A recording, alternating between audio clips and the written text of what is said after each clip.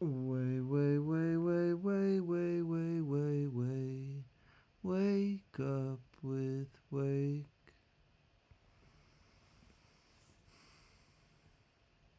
While you're left admiring people who can do that, it's never clear how these things fit together or how you could ever become that way. So you're inspired for a few days, but basically the world's most successful people still have their secrets. Instead, as you begin to understand the fixed and growth mindsets, you will see exactly how one thing leads to another. How a belief that your qualities are carved in stone leads to a host of thoughts and actions, and how a belief that your qualities can be cultivated leads to a host of different thoughts and actions, taking you down an entirely different road. It's what we psychologists call an aha experience. Not only have I seen this in my research when we teach people a new mindset, but I get letters all the time from people who have read my work. They recognize themselves. As I read your article, I literally found myself saying over and over again, "This is me! This is me!" They see the connections. Your article completely blew me away. I felt I had discovered the secret of the universe. They feel their mindsets reorienting. I can certainly report a kind of personal revolution happening in my own thinking, and this is an exciting feeling. And they can put this new thinking into practice for themselves and others. Your work has allowed me to transform my work with children and see education through a different lens. Or, I just wanted to let you know what an impact, on a personal and practical level, your outstanding research has had for hundreds of students. Self-insight. Who has accurate views of their assets and limitations? Well, maybe the people with the growth mindset don't think they're Einstein or Beethoven, but aren't they more likely to have inflated views of their abilities and try for things they're not capable of? In fact, studies show that people are terrible at estimating their abilities. Recently, we set out to see who is most likely to do this. Sure, we found people greatly misestimated their performance and their ability, but it was those with the fixed mindset who accounted for almost all the inaccuracy. The people with the growth mindset were amazingly accurate. When you think about it, this makes sense. If, like those with the growth mindset, you believe you can develop yourself, then you're open to accurate information about your current abilities, even if it's unflattering. What's more, if you're oriented toward learning, as they are, you need accurate information about your current abilities in order to learn effectively. However, if everything is either good news or bad news about your precious traits, as it is with fixed mindset people, distortion almost inevitably enters the picture. Some outcomes are magnified, others are explained away, and before you know it, you don't know yourself at all. Howard Gardner, in his book Extraordinary Minds, concluded that the exceptional individuals have a special talent for identifying their own strengths and weaknesses. It's interesting that those with the growth mindset seem to have that talent. What's in store? The other thing exceptional people seem to have is a special talent for converting life setbacks into future successes. Creativity researchers concur. In a poll of 143 creativity researchers, there was wide agreement about the number one ingredient in creative achievement. And it was exactly the kind of perseverance and resilience produced by the growth mindset. You may be asking again, how can one belief lead to all this? A love of challenge, belief in effort, resilience in the face of setbacks, and greater, more creative, success. In the chapters that follow, you'll see exactly how this happens. How the mindsets change what people strive for and what they see as success. How they change the definition, significance, and impact of failure. And how they change the deepest meaning of effort. You'll see how these mindsets play out in school, in sports, in the workplace, and in relationships. You'll see where they come from and how they can be changed. Grow your mindset. Which mindset do you have? Answer these questions about intelligence. Read each statement and decide whether you mostly agree with it or disagree with it. 1. Your intelligence is something very basic about you that you can't change very much. 2. You can learn new things, but you can't really change how intelligent you are. 3. No matter how much intelligence you have, you can always change it quite a bit. 4. You can always substantially change how intelligent you are. Questions 1 and 2 are the fixed mindset questions. Questions 3 and 4 reflect the growth mindset. Which mindset did you agree with more? You can be a mixture, but most people lean toward one or the other. You also have beliefs about other abilities. You could substitute artistic talent, sports ability, or business skill for intelligence. Try it. It's not only your abilities, it's your personal qualities too. Look at these statements about personality and character and decide whether you mostly agree or mostly disagree with each one.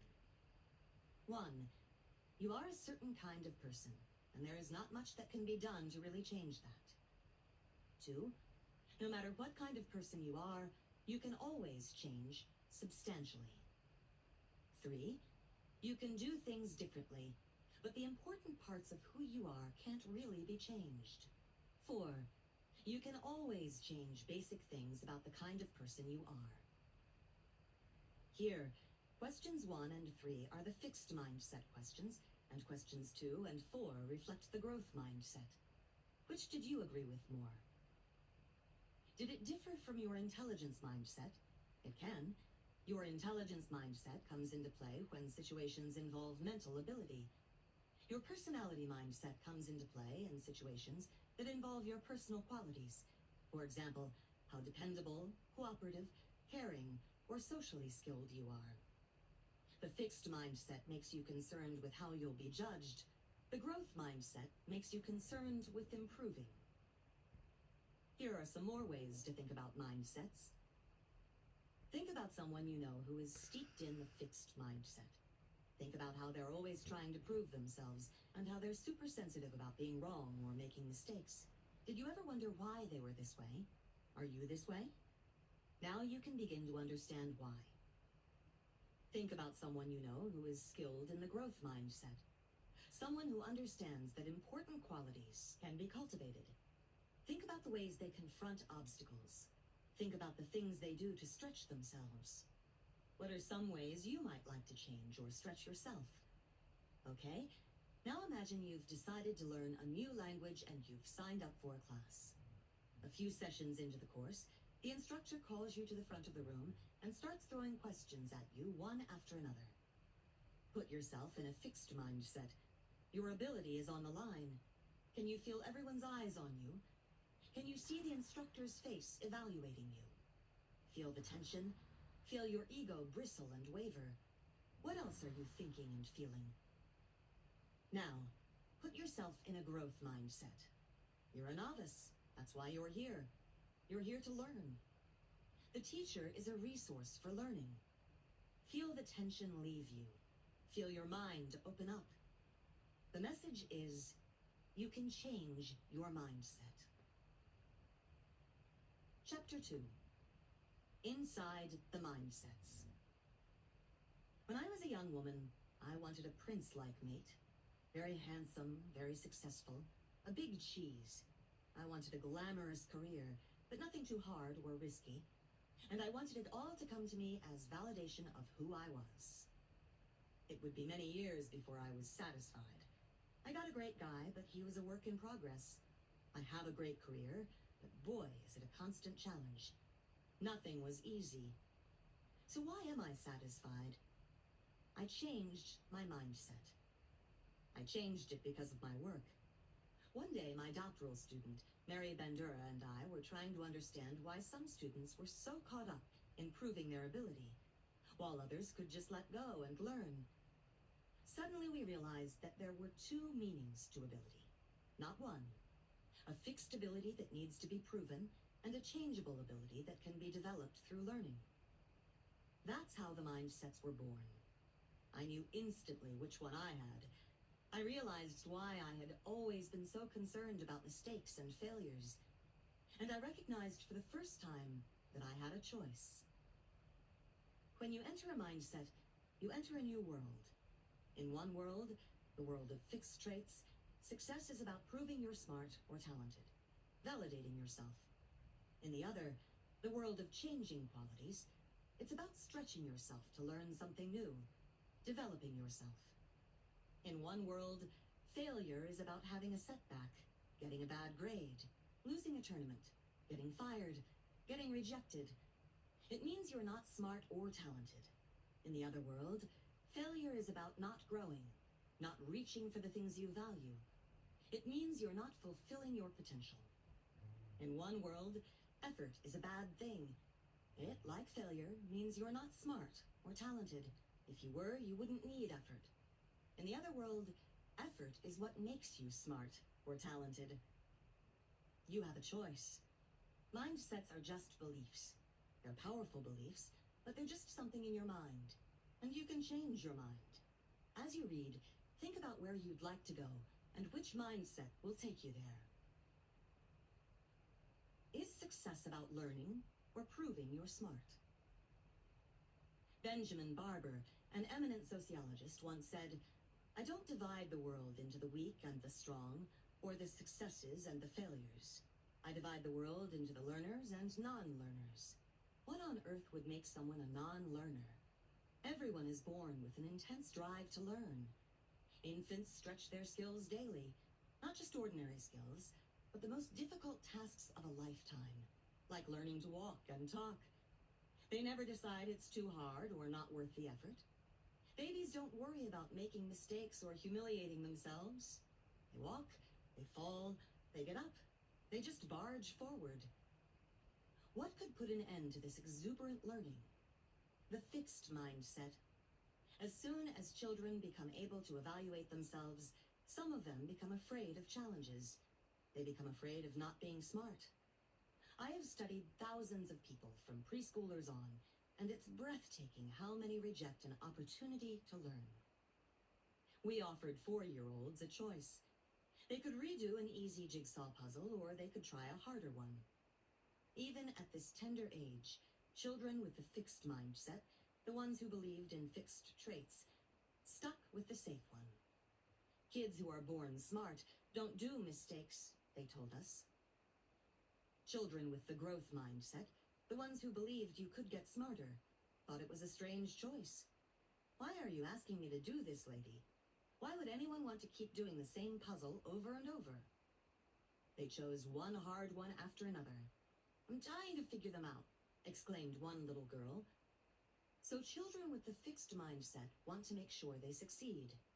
Smart people should always succeed.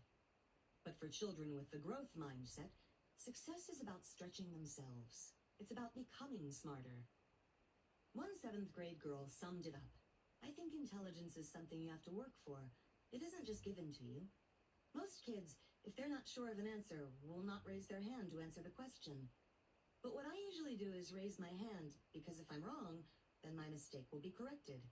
Or I will raise my hand and say, how would this be solved? Or, I don't get this, can you help me? Just by doing that, I'm increasing my intelligence. Beyond puzzles. It's one thing to pass up a puzzle. It's another to pass up an opportunity that's important to your future. To see if this would happen, we took advantage of an unusual situation. At the University of Hong Kong, everything is in English. Classes are in English, textbooks are in English, and exams are in English.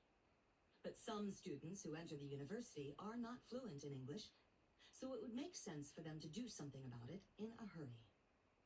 As students arrived to register for their freshman year, we knew which ones were not skilled in English. And we asked them a key question. If the faculty offered a course for students who need to improve their English skills, would you take it? We also measured their mindset. We did this by asking them how much they agreed with statements like this. You have a certain amount of intelligence, and you can't really do much to change it. People who agree with this kind of statement have a fixed mindset.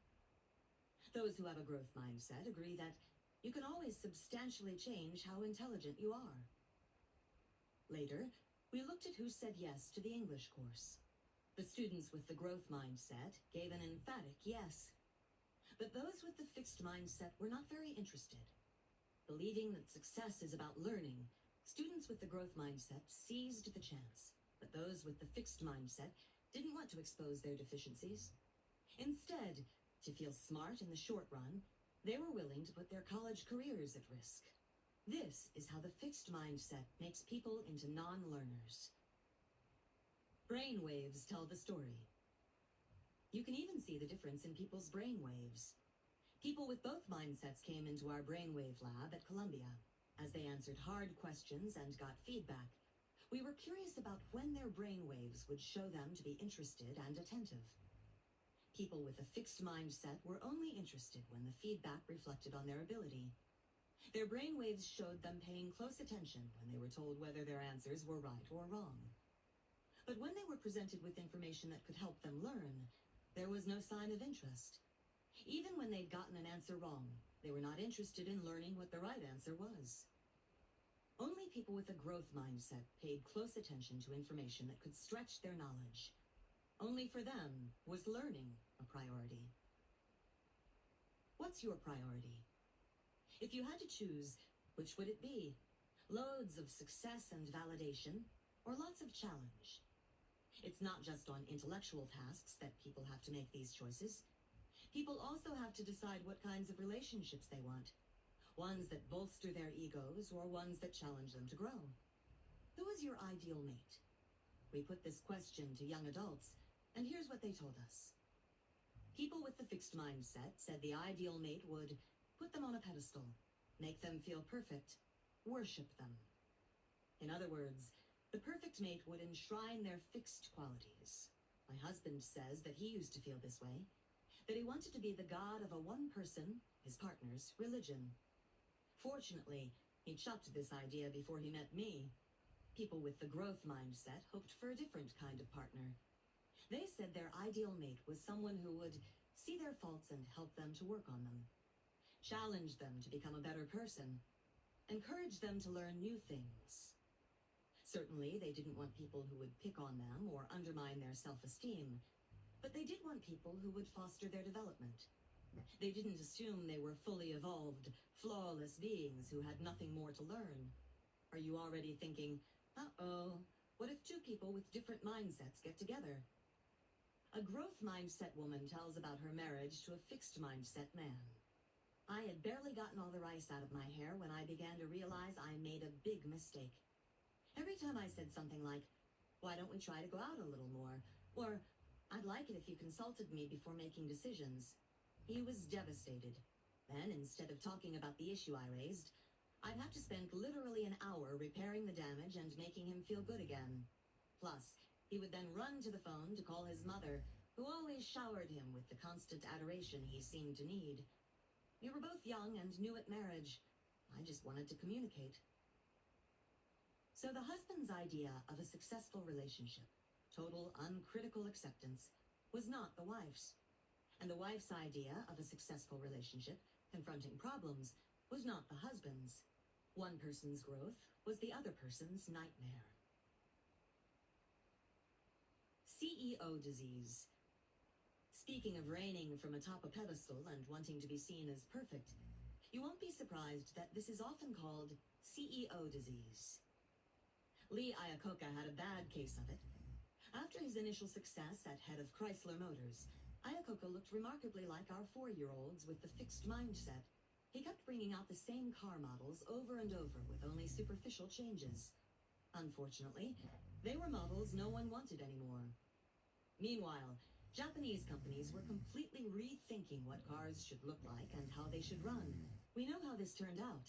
The Japanese cars rapidly swept the market. CEOs face this choice all the time. Should they confront their shortcomings, or should they create a world where they have none? Lee Iacocca chose the latter. He surrounded himself with worshippers, exiled the critics, and quickly lost touch with where his field was going. Lee Iacocca became a non-learner. But not everyone catches CEO disease. Many great leaders confront their shortcomings on a regular basis. Darwin Smith, looking back on his extraordinary performance at Kimberly-Clark, declared, I never stopped trying to be qualified for the job. These men, like the Hong Kong students with the growth mindset, never stopped taking the remedial course. CEOs face another dilemma. They can choose short-term strategies that boost the company's stock and make themselves look like heroes, Or they can work for long-term improvement, risking Wall Street's disapproval as they lay the foundation for the health and growth of the company over the longer haul. Albert Dunlap, a self-professed fixed mindsetter, was brought in to turn around Sunbeam. He chose the short-term strategy of looking like a hero to Wall Street. The stock soared, but the company fell apart. Lou Gerstner, an avowed growth mindsetter, was called in to turn around IBM. As he set about the enormous task of overhauling IBM culture and policies, stock prices were stagnant and Wall Street sneered. They called him a failure. A few years later, however, IBM was leading its field again.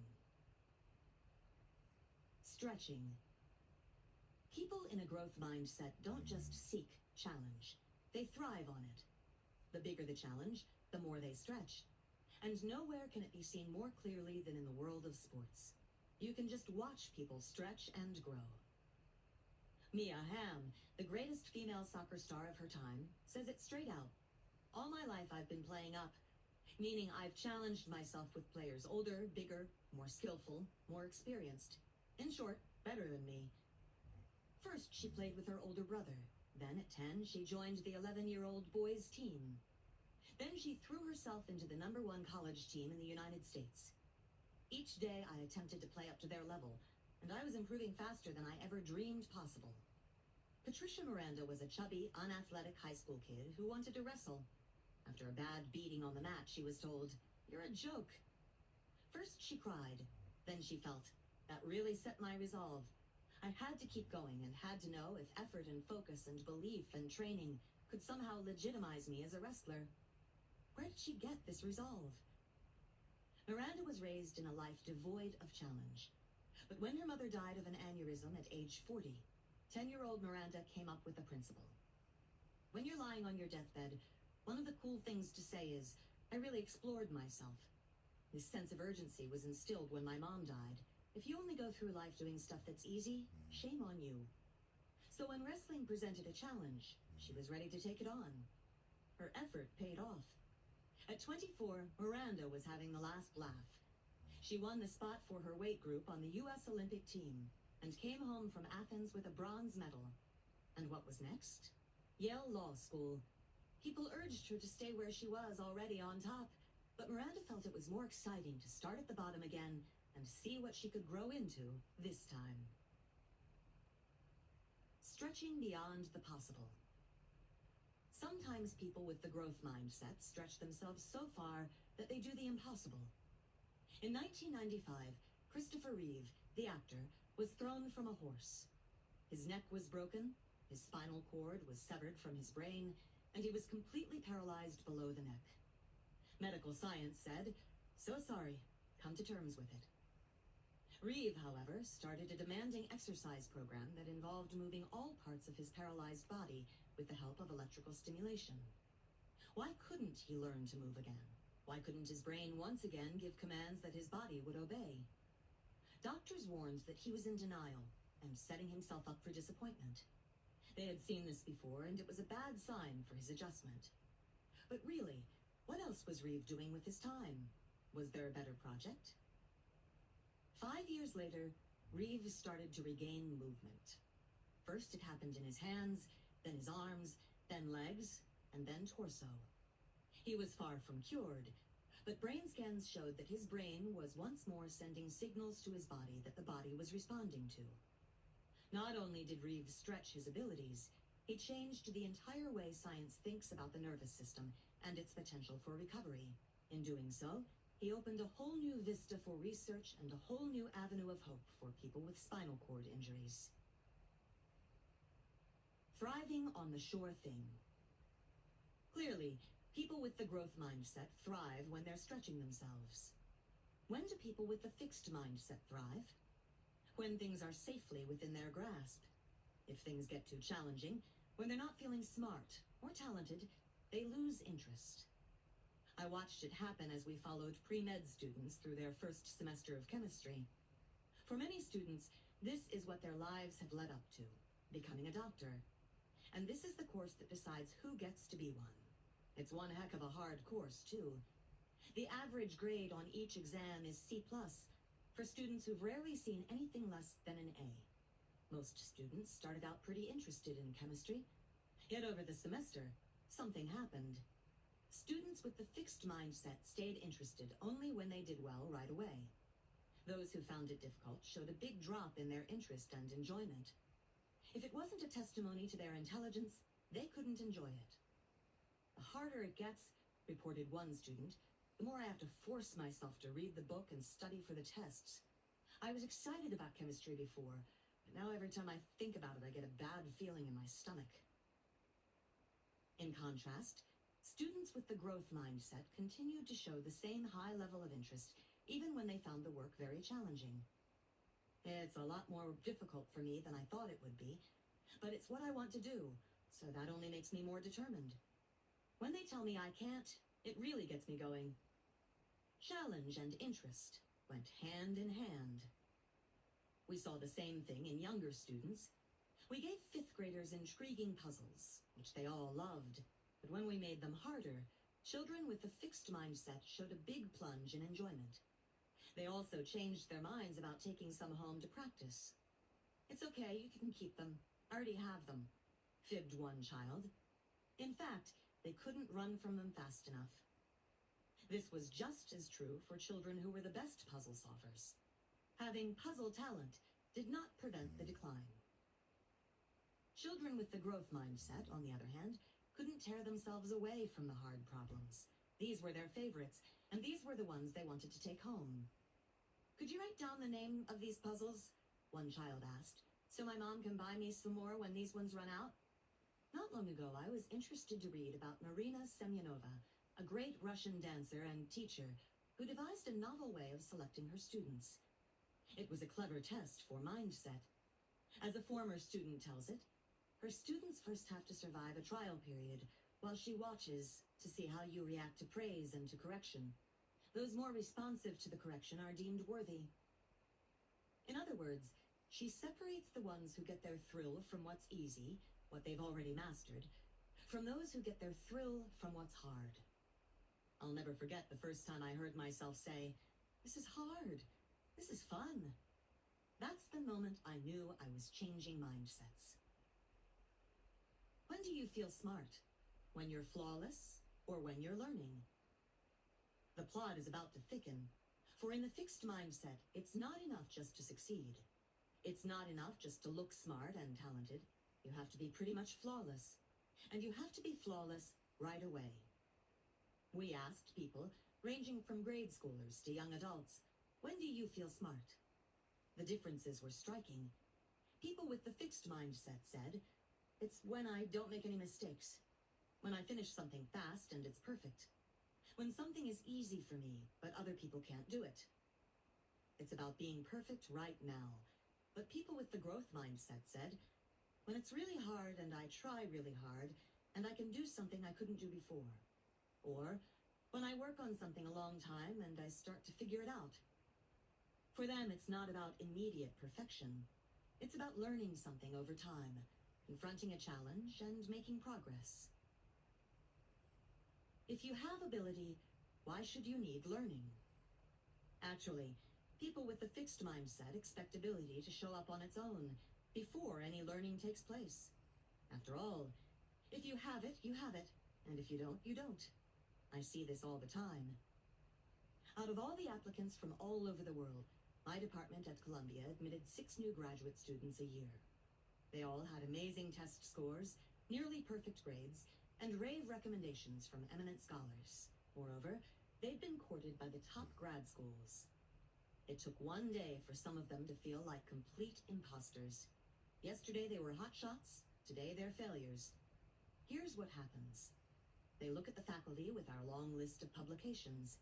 "Oh my God, I can't do that." They look at the advanced students who are submitting articles for publication and writing grant proposals. "Oh my God, I can't do that." They know how to take tests and get A's, but they don't know how to do this. Yet. They forget the yet. Isn't that what school is for? To teach. They're there to learn how to do these things, not because they already know everything. I wonder if this is what happened to Janet Cook and Stephen Glass. They were both young reporters who skyrocketed to the top on fabricated articles. Janet Cook won a Pulitzer Prize for her Washington Post articles about an 8-year-old boy who was a drug addict. The boy did not exist, and she was later stripped of her prize. Stephen Glass was the whiz kid of the New Republic, who seemed to have stories and sources reporters only dream of. The sources did not exist, and the stories were not true. Did Janet Cook and Stephen Glass need to be perfect right away?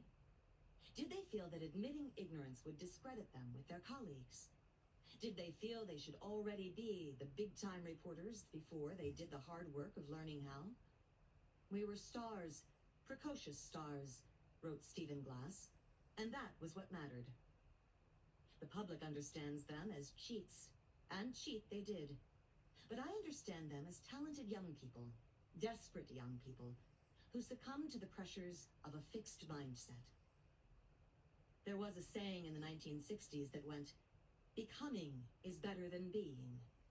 The fixed mindset does not allow people the luxury of becoming. They have to already be. A test score is forever. Let's take a closer look at why, in the fixed mindset, it's so crucial to be perfect right now. It's because one test or one evaluation can measure you forever. 20 years ago, at the age of 5, Loretta and her family came to the United States. A few days later, her mother took her to her new school, where they promptly gave her a test. The next thing she knew, she was in her kindergarten class, but it was not the Eagles, the elite kindergarten class. As time passed, however, Loretta was transferred to the Eagles, and she remained with that group of students until the end of high school, garnering a bundle of academic prizes along the way. Yet she never felt she belonged. That first test, she was convinced, diagnosed her fixed ability and said that she was not a true Eagle. Never mind that she had been 5 years old and had just made a radical change to a new country. Or that maybe there hadn't been room in the Eagles for a while. Or that maybe the school decided she would have an easier transition in a more low-key class. There are so many ways to understand what happened and what it meant. Unfortunately, she chose the wrong one. For in the world of the fixed mindset, there is no way to become an Eagle. If you were a true Eagle, you would have aced the test and been hailed as an Eagle at once. Is Loretta a rare case, or is this kind of thinking more common than we realize? To find out, we showed 5th graders a closed cardboard box and told them it had a test inside. This test, we said, measured an important school ability. We told them nothing more. Then we asked them questions about the test. First, we wanted to make sure that they'd accept our description, so we asked them, "How much do you think this test measures an important school ability?" All of them had taken our word for it. Next, we asked, "Do you think this test measures how smart you are? And do you think this test measures how smart you'll be when you grow up?" Students with the growth mindset had taken our word that the test measured an important ability, but they didn't think it measured how smart they were, and they certainly didn't think it would tell them how smart they'd be when they grew up. In fact, one of them told us, "No way, ain't no test can do that." But the students with the fixed mindset didn't simply believe the test could measure an important ability. They also believed, just as strongly, that it could measure how smart they were, and how smart they'd be when they grew up. They granted one test the power to measure their most basic intelligence now and forever. They gave this test the power to define them. That's why every success is so important. Another look at potential. This leads us back to the idea of potential, and to the question of whether tests or experts can tell us what our potential is, what we're capable of, what our future will be. The fixed mindset says yes. You can simply measure the fixed ability right now and project it into the future. Just give the test or ask the expert. No crystal ball needed. So common is the belief that potential can be known right now that Joseph P. Kennedy felt confident in telling Morton Downey Jr. that he would be a failure. What had Downey, later a famous television personality and author, done? Why, he had worn red socks and brown shoes to the Stork Club. "Morton," Kennedy told him, "I don't know anybody I've ever met in my life wearing red socks and brown shoes who ever succeeded.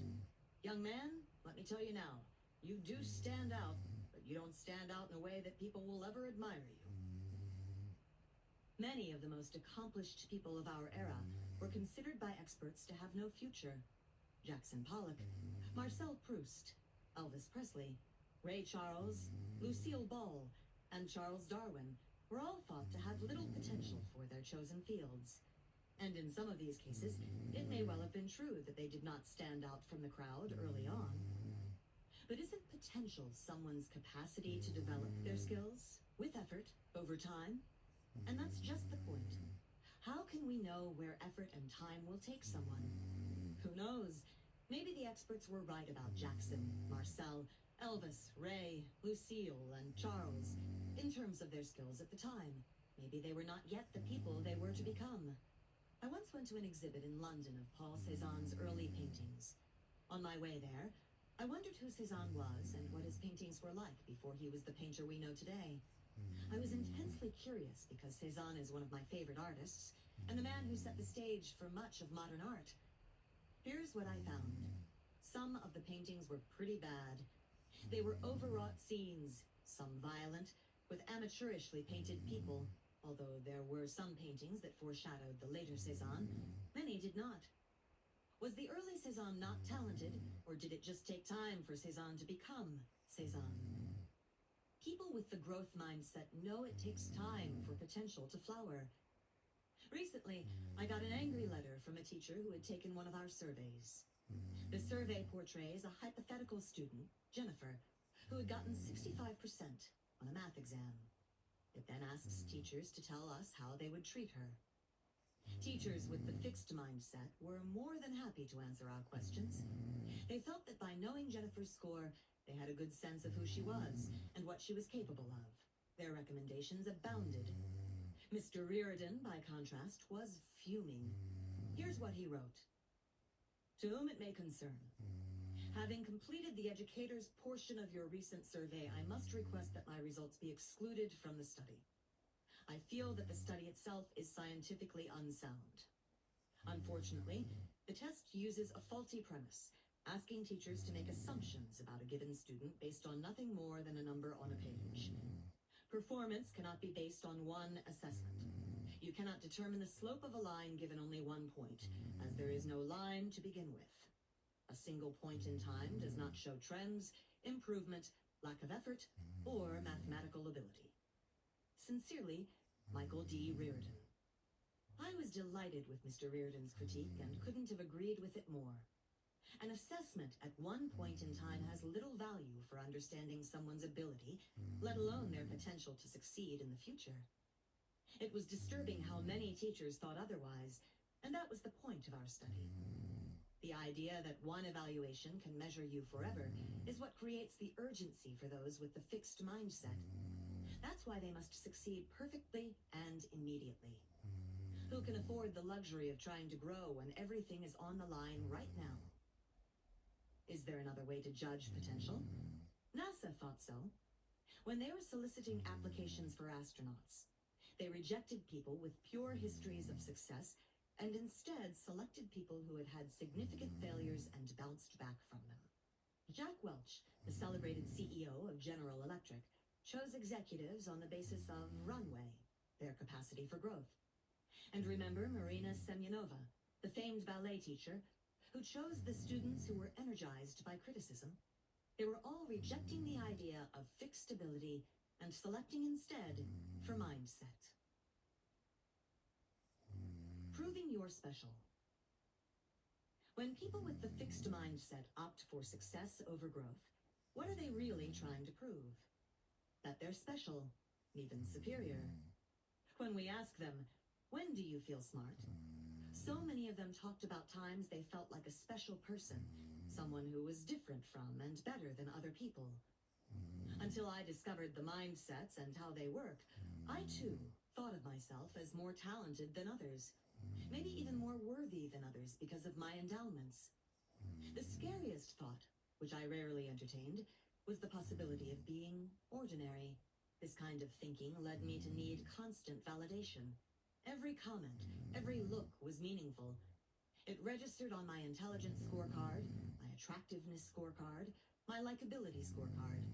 If a day went well, I could bask in my high numbers. One bitter cold winter night, I went to the opera. That night, the opera was everything you hope for, and everyone stayed until the very end. Not just the end of the opera, but through all the curtain calls. Then we all poured into the street, and we all wanted taxis. I remember it clearly. It was after midnight. It was 7 degrees. There was a strong wind, and as time went on, I became more and more miserable. There I was, part of an undifferentiated crowd. What chance did I have? Suddenly, a taxi pulled up right next to me. The handle of the back door lined up perfectly with my hand, and as I entered, the driver announced, "You were different." I lived for those moments. Not only was I special, it could be detected from a distance. The self-esteem movement encourages this kind of thinking and has even invented devices to help confirm your superiority. I recently came across an ad for such a product. 2 of my friends send me an illustrated list each year of the top 10 things they didn't get me for Christmas. From January through November, they clip candidate items from catalogs or download them from the internet. In December, they select the winners. One of my all-time favorites is the pocket toilet, which you fold up and return to your pocket after using. This year, my favorite was the "I love me" mirror. A mirror with "I love me" in huge capital letters written across the bottom half. By looking into it, you can administer the message to yourself and not wait for the outside world to announce your specialness. Of course, the mirror is harmless enough. The problem is when special begins to mean better than others. A more valuable human being, a superior person, an entitled person. Special, superior, entitled. John McEnroe had a fixed mindset. He believed that talent was all. He did not love to learn. He did not thrive on challenges. When the going got rough, he often folded. As a result, by his own admission, he did not fulfill his potential. But his talent was so great that he was the #1 tennis player in the world for 4 years. Here he tells us what it was like to be #1. McEnroe used sawdust to absorb the sweat on his hands during a match. This time, the sawdust was not to his liking, so he went over to the can of sawdust and knocked it over with his racket.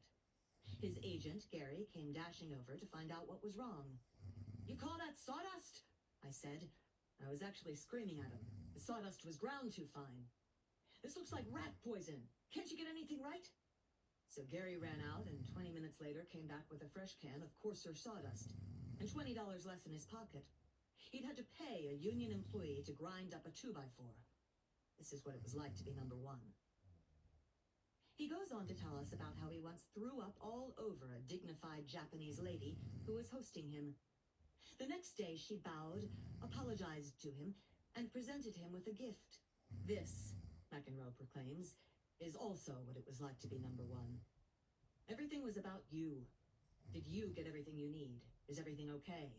We'll pay you this, we'll do that, we'll kiss your behind. You only have to do what you want. Your reaction to anything else is, "Get the hell out of here." For a long time, I didn't mind it a bit. Would you? So let's see. If you're successful, you're better than other people. You get to abuse them and have them grovel. In the fixed mindset, this is what can pass for self-esteem. As a contrast, let's look at Michael Jordan, growth-minded athlete par excellence, whose greatness is regularly proclaimed by the world. Superman, God in person, Jesus in tennis shoes. If anyone has reason to think of himself as special, it's he. But here's what he said when his return to basketball caused a huge commotion. "I was shocked with the level of intensity my coming back to the game created. People were praising me like I was a religious cult or something. It was very embarrassing. I'm a human being like everyone else." Jordan knew how hard he had worked to develop his abilities. He was a person who had struggled and grown, not a person who was inherently better than others. Tom Wolfe, in The Right Stuff, describes the elite military pilots who eagerly embrace the fixed mindset. Having passed one rigorous test after another, they think of themselves as special, as people who were born smarter and braver than other people. But Chuck Yeager, the hero of the right stuff, begged to differ. There is no such thing as a natural-born pilot. Whatever my aptitude or talents, becoming a proficient pilot was hard work. Really a lifetime's learning experience. The best pilots fly more than the others. That's why they're the best. Like Michael Jordan, he was a human being. He just stretched himself farther than most. In summary, people who believe in fixed traits feel an urgency to succeed. And when they do, they may feel more than pride. They may feel a sense of superiority, since success means their fixed traits are better than other people's. However, lurking behind that self-esteem of the fixed mindset is a simple question. If you're somebody when you're successful, what are you when you're unsuccessful? Mindsets change the meaning of failure. The Martins worshipped their 3-year-old Robert and always bragged about his feats. There had never been a child as bright and creative as theirs. Then Robert did something unforgivable. He didn't get into the #1 preschool in New York. After that, the Martins cooled toward him. They didn't talk about him the same way, and they didn't treat him with the same pride and affection. He was no longer their brilliant little Robert. He was someone who had discredited himself and shamed them. At the tender age of 3, he was a failure. As a New York Times article points out, failure has been transformed from an action. I failed to an identity. I am a failure. This is especially true in the fixed mindset. When I was a child, I too worried about meeting Robert's fate. In 6th grade, I was the best speller in my school. The principal wanted me to go to a citywide competition, but I refused. In 9th grade, I excelled in French, and my teacher wanted me to enter a citywide competition. Again, I refused. Why would I risk turning from a success into a failure, from a winner into a loser? Ernie Els, the great golfer, worried about this too. Els finally won a major tournament after a 5-year dry spell, in which match after match slipped away from him. What if he had lost this tournament too? I would have been a different person, he tells us. He would have been a loser. Each April, when the skinny envelopes, the rejection letters, arrive from colleges, countless failures are created coast to coast. Thousands of brilliant young scholars become the girl who didn't get into Princeton or the boy who didn't get into Stanford. Defining moments. Even in the growth mindset, failure can be a painful experience, but it doesn't define you. It's a problem to be faced, dealt with, and learned from. Jim Marshall, former defensive player for the Minnesota Vikings, relates what could easily have made him into a failure. In a game against the San Francisco 49ers, Marshall spotted the football on the ground. He scooped it up and ran for a touchdown as the crowd cheered. But he ran the wrong way. He scored for the wrong team and on national television. It was the most devastating moment of his life. The shame was overpowering. But during halftime, he thought, if you make a mistake, you gotta make it right. I realized I had a choice. I could sit in my misery, or I could do something about it. Pulling himself together for the second half, he played some of his best football ever and contributed to his team's victory. Nor did he stop there. He spoke to groups. He answered letters that poured in from people who finally had the courage to admit their own shameful experiences. He heightened his concentration during games. Instead of letting the experience define him, he took control of it. He used it to become a better player and, he believes, a better person. In the fixed mindset, however, the loss of oneself to failure can be a permanent, haunting trauma. Bernard Loiseau was one of the top chefs in the world. Only a handful of restaurants in all of France received the supreme rating of 3 stars from the Guide Michelin, the most respected restaurant guide in Europe. His was one of them. Around the publication of the 2003 Guide Michelin, however, Mr. Loiseau committed suicide. He had lost 2 points in another guide, going from a 19 out of 20 to a 17 in the Gold Milo. And there were rampant rumors that he would lose one of his 3 stars in the new Guide. Although he did not, the idea of failure had possessed him. WUWW had been a pioneer. He was one of the first to advance the nouveau cuisine, trading the traditional butter and cream sauces of French cooking for the brighter flavors of the foods themselves. A man of tremendous energy, he was also an entrepreneur. Besides his three-star restaurant in Burgundy, he had created 3 eateries in Paris, numerous cookbooks, and a line of frozen foods. I'm like Yves Saint Laurent, he told people. I do both haute couture and ready-to-wear. A man of such talent and originality could easily have planned for a satisfying future, with or without the 2 points or the 3rd star. In fact, the director of the Gomilons said it was unimaginable that their rating could have taken his life. But in the fixed mindset, it is imaginable. Their lower rating gave him a new definition of himself. Failure. Has been. It's striking what counts as failure in the fixed mindset. So on a lighter note, my success is your failure. Last summer, my husband and I went to a dude ranch, something very novel since neither of us had ever made contact with a horse. One day, we signed up for a lesson in fly fishing. It was taught by a wonderful 80-year-old cowboy-type fisherman who showed us how to cast the fishing line and then turned us loose. We soon realized that he had not taught us how to recognize when the trout bit the lure. They don't tug on the line. You have to watch for a bubble in the water. What to do when the trout bit the lure, tug upward, or how to reel the trout in if by some miracle we got that far. Pull the fish along the water, do not hoist it into the air. Well, time passed, the mosquitoes bit, but not so the trout. None of the dozen or so of us made the slightest progress. Suddenly, I hit the jackpot. Some careless trout bit hard on my lure, and the fisherman, who happened to be right there, talked me through the rest. I had me a rainbow trout. Reaction number 1. My husband David came running over, beaming with pride and saying, "Life with you is so exciting." Reaction number 2. That evening when we came into the dining room for dinner, 2 men came up to my husband and said, "David, how are you coping?" David looked at them blankly. He had no idea what they were talking about. Of course he didn't. He was the one who thought my catching the fish was exciting. But I knew exactly what they meant. They had expected him to feel diminished, and they went on to make it clear that that's exactly what my success had done to them.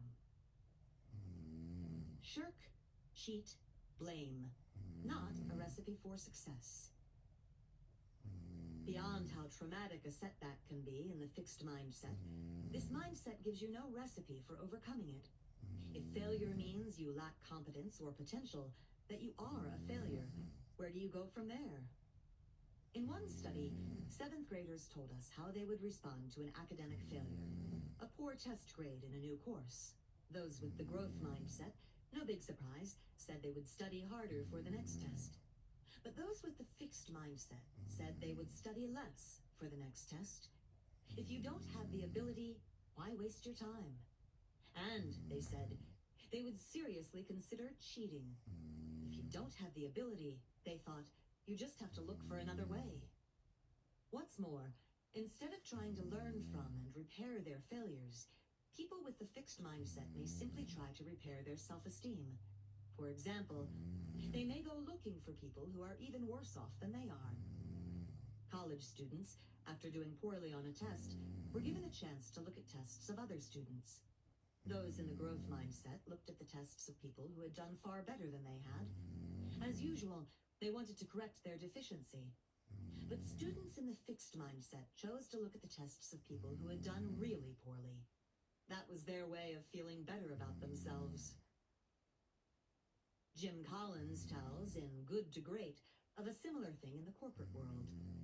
As Procter & Gamble surged into the paper goods business, Scott Paper, which was then the leader, just gave up.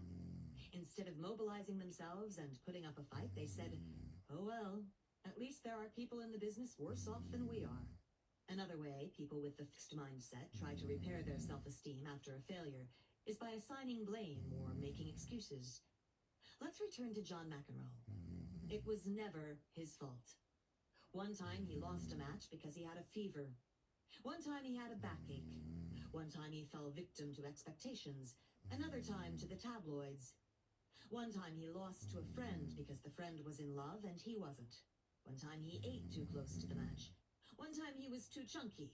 another time too thin. One time it was too cold, another time too hot. One time he was undertrained, another time overtrained. His most agonizing loss, and the one that still keeps him up nights, was his loss in the 1984 French Open. Why did he lose after leading Even Lendl 2-0?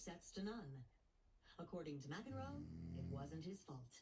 An NBC cameraman had taken off his headset, and a noise started coming from the side of the court. Not his fault. So he didn't train to improve his ability to concentrate or his emotional control. John Wooden, the legendary basketball coach, says you aren't a failure until you start to blame. What he means is that you can still be in the process of learning from your mistakes until you deny them. When Enron, the energy giant, failed, toppled by a culture of arrogance, whose fault was it? Not mine, insisted Jeffrey Skilling, the CEO and resident genius. It was the world's fault. The world did not appreciate what Enron was trying to do. What about the Justice Department's investigation into massive corporate deception? A witch hunt.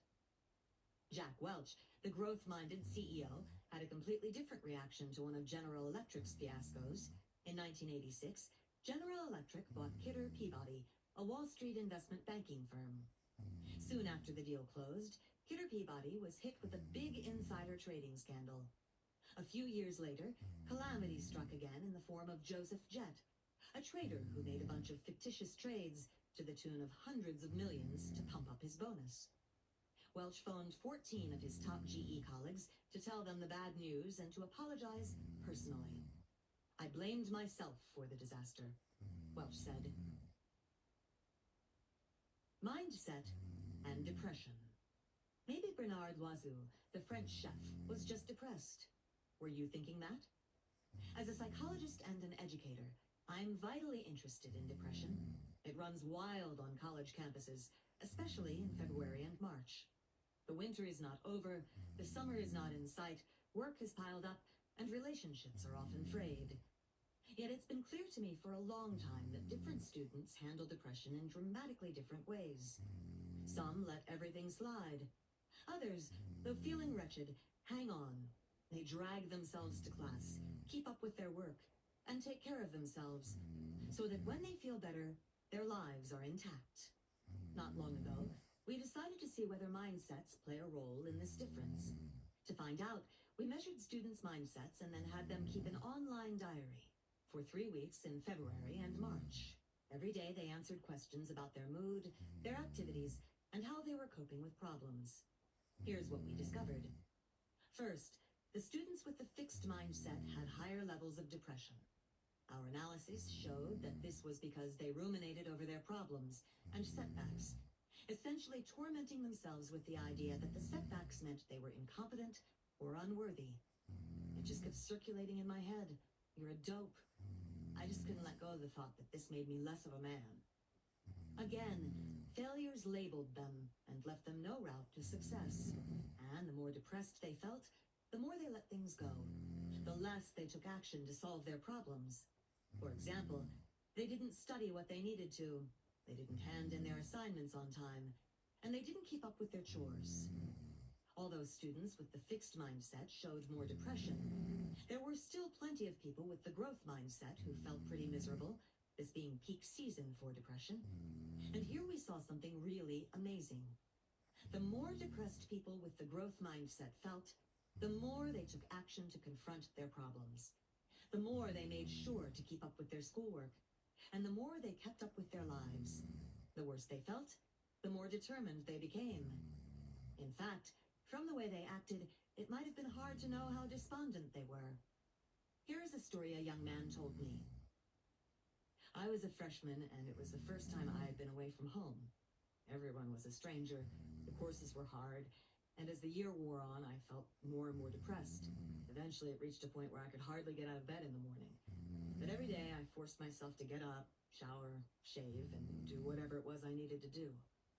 One day, I really hit a low point, and I decided to ask for help. So I went to the teaching assistant in my psychology course and asked for her advice. "Are you going to your classes?" she asked. "Yes," I replied. "Are you keeping up with your reading?" "Yes." Are you doing okay on your exams? Yes. Well, she informed me, then you're not depressed. Yes, he was depressed, but he was coping the way people in the growth mindset tend to cope, with determination. Doesn't temperament have a lot to do with it? Aren't some people sensitive by nature, while others just let things roll off their backs? Temperament certainly plays a role, but mindset is the most important part of the story. When we taught people the growth mindset, it completely changed the way they reacted to their depressed mood. The worse they felt, the more motivated they became, and the more they confronted the problems that faced them. In short, when people believe in fixed traits, they are always in danger of being measured by a failure. It can define them in a permanent way. Smart or talented as they may be, this mindset seems to rob them of their coping resources. When people believe their basic qualities can be developed, failures may still hurt, but failures don't define them. And if abilities can be expanded, if change and growth are possible, then there are still many paths to success. Mindsets change the meaning of effort. As children, we were given a choice between the talented but erratic hare and the plodding but steady tortoise. The lesson was supposed to be that slow and steady wins the race. But really, did any of us ever want to be the tortoise? No. We just wanted to be a less foolish hare.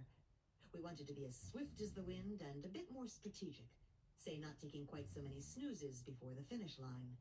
After all, everyone knows you have to show up in order to win.